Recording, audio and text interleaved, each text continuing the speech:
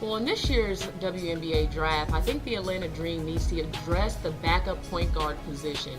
I think they could really use a player that's good off the dribble in the half court. So when you're playing a great team like Indiana and they've got Angel McCautry and Izzy Castro-Marquez locked up on the perimeter, you've got a player that can put the ball on the deck and get to the hole or draw the defense and kick it to your star players.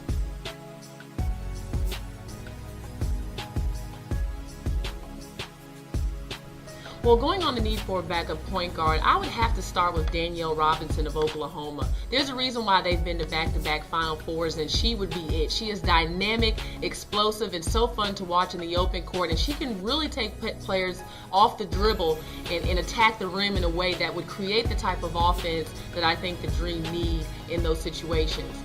The other player at a point guard position that I think would be great as a player coming out of this draft would be Courtney Ward. She's underrated. She plays for Florida State. This year she's finally getting some accolades. She's preseason all ACC. But I love the way she shoots the three. She can do it off the bounce. She can shoot deep. But she also, again, has that breakdown capability off the dribble. It can really make things happen when your offense gets in a rut.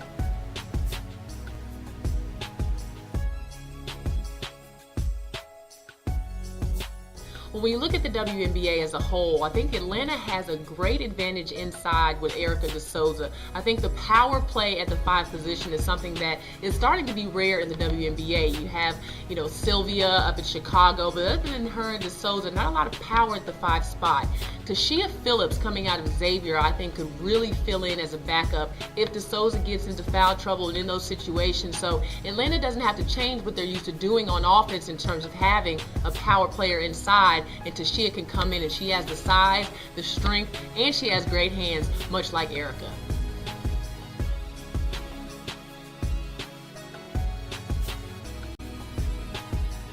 Well, when you look at the landscape of NCAA women's basketball, there are a ton of talented players, but first and foremost, the most talented player out there is Maya Moore, hands down. I mean, she is a tremendous player.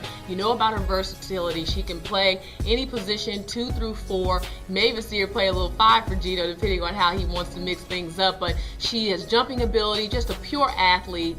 Played with USA Basketball, so she's got international experience. You have to start there.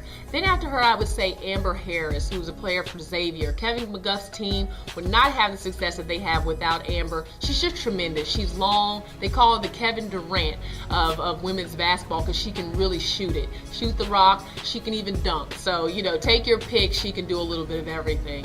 Next, I would have to go to Jantel Lavender, who plays at Ohio State. She is just a steady Eddie at the 4 position. She can make plays around the basket. She's a terrific rebounder, 3-time Big Ten Player of the Year, and has just been all everything for Jim Foster. And I think she's a player that you should really look to go high in the WNBA draft. Kayla Peterson would be my other player from Stanford. She's an offensive juggernaut of sorts. She can do a bunch of things, but I really like her basketball IQ. I mean, the fact that she just understands the game and can make plays from the perimeter, and also a big body that can get rebounds inside. And last but not least, got to go back to Danielle Robinson. The success that Oklahoma has had has been tied to her energy, her versatility off the bounce. She can do a variety of things with the basketball. Just very smart. She's what makes the offense go for Sherry Cole. And you would have to say that she's one of the top 5 players coming out of college basketball this year.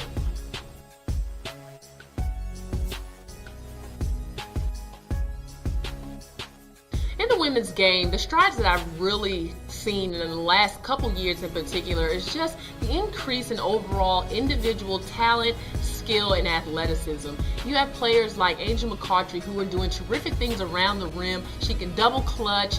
She gets in the gap. She gets steals. She's fast. She's more athletic than a lot of the players we're used to seeing in previous years. Then you've got like a Candace Parker, who at her size, to be Rookie of the Year, Player of the Year, the WNBA, all in her first season is a tremendous honor, but it just speaks for where our game is moving, where a player that young has the skill to compete amongst veterans and be the best. So it's just that ability to do a variety of things, and I think the women's game is growing where it's faster, they're scoring more points, and they're just players that are doing things that I think at one time we thought only men would be able to do.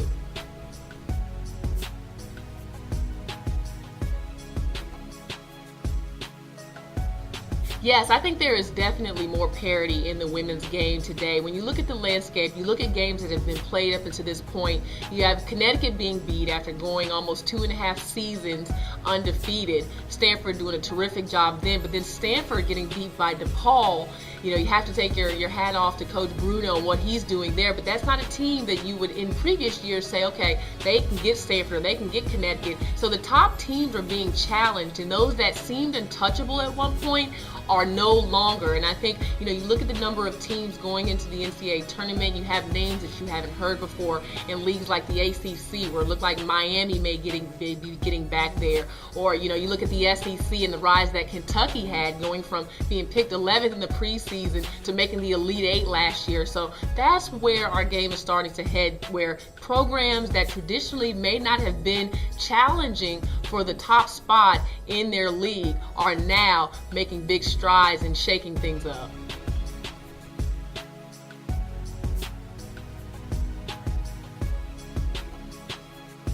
Well, at this point of the season, my final four picks have to start with the University of Connecticut. In particular, coming off the win against Duke, I think was huge because everyone wanted to see how they would challenge the Blue Devils, who came in undefeated in that game, and I think they just dominated on both ends of the floor. Also beating DePaul, which was, you know, a team at the top of the Big East, and everyone said, okay, we're looking at the cream of the crop of the league. DePaul's going to be there, and Connecticut just ravished them.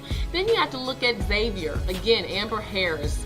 They were just shy of getting to the Final Four last year. A missed layup and then a wide open layup on the other end was the difference there for Amber Harris. Her and Tashia Phillips are from Indy, and I think those two players are going to make a push to get back there for the Final Four. Not to mention they've got a great point guard in Special Jennings and have an outside threat in Katie Rutan. The next team that I think will be there in the Final Four is Tennessee. They're playing great basketball right now. We've all looked at their roster and said they have got the talent to get there, but the way that Glory Johnson is playing and also Shakina Strickland, they're very tough to beat. They've got rebounding from Glory. Strickland just very dynamic and showed what she was about against Kentucky and also in the win at Arkansas, just taking over. I think Tennessee is going to be tough, and they've done this without Angie Bjorklund, which is a true accomplishment without your senior leadership. The last team is also the team that I predict at this point to take it all at the end of the year, and that would be Baylor. There is no player that can affect the game on both ends more than Brittany Griner, and she is playing great basketball right now in Big 12 play. Kim Mulkey has her young players like Odyssey Sims at the point guard playing well. You know, Brooklyn played well early in the year. Destiny Williams stepping in now and really playing big for them. And you cannot forget about Melissa Jones, who is just the best all-around player on their team from end to end at any position you put her at. So right now, I would have to say that Baylor's got my vote to win it all, but stay tuned because it's going to be an exciting year for the NCAA in the finish in Indianapolis.